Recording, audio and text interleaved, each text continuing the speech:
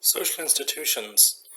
Social institutions are ways of organizing society that tend to be long lasting, that tend to be strong, that tend to exist over a long period of time.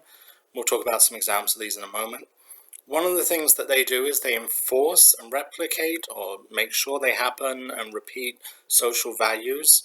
So we write our social values into our institutions, and then they make sure those social values come to reality.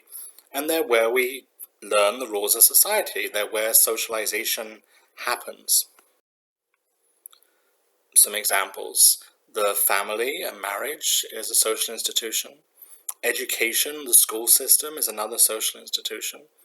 Religions and churches, another one. The justice system, law enforcement, the police, the courts, prisons, and so forth. The workplace is a social institution.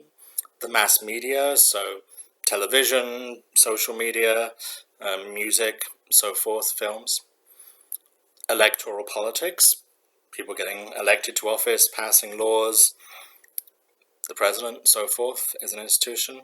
And then the military is another example of a social institution. So all of these have been around for a long time in one form or another. They have rules. Those rules tend to replicate themselves.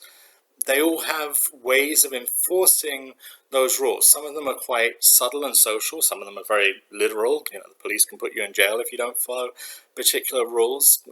For a parent, it's more that you might get disapproval or something for not following rules, but nevertheless, they all have a set of values, and in order to do well in those institutions, you're required to learn those values. The social structure is what we call all of those institutions put together, and it's almost impossible to avoid the social structure as a whole. You can maybe not participate in a couple of those institutions, right? You don't necessarily have to join the military, for example. But it's impossible pretty much to avoid all of them, right? Even if you buy a tent and go live in a field, you still have to buy the tent from the marketplace, from the economy, and that's one of the social institutions.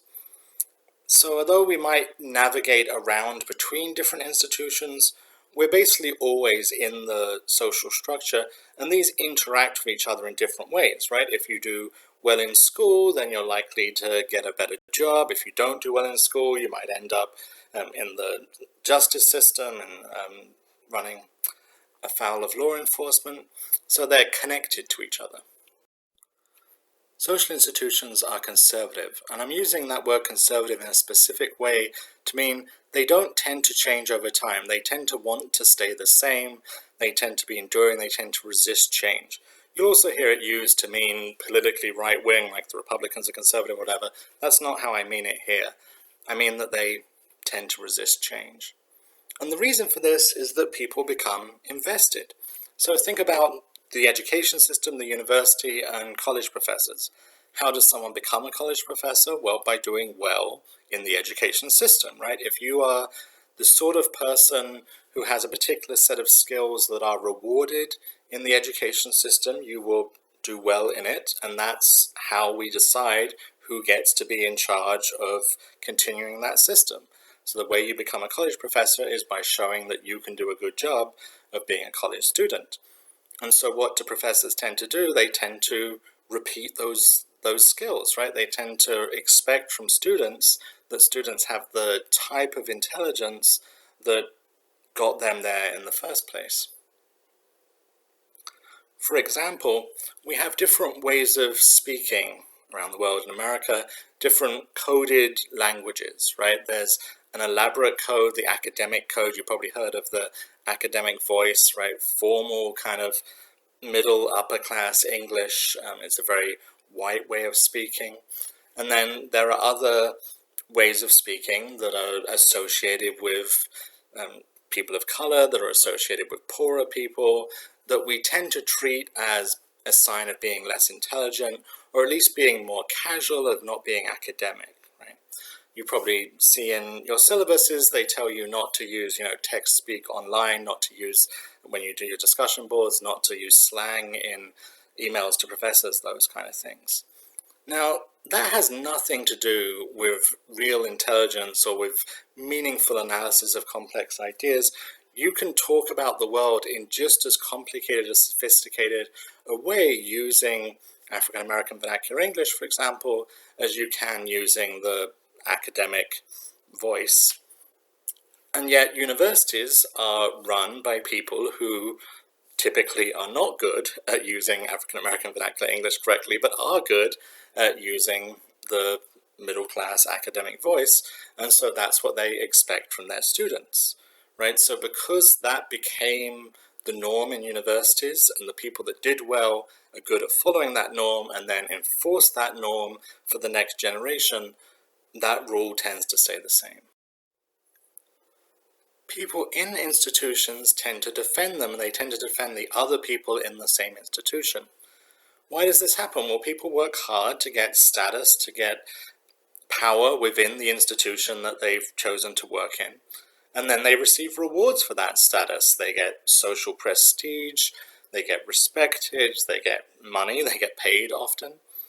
And so if that institution is undermined, if people think poorly of that institution, if that institution loses power or gets changed, that means those rewards are in danger for them. That means that maybe they don't get the things that they worked for, that they put themselves into. And so typically we see that when institutions are criticized, are threatened, the people in those institutions will work hard to defend those institutions, to protect them. One particularly horrible and deadly example of this we're seeing in America right now is with the police force.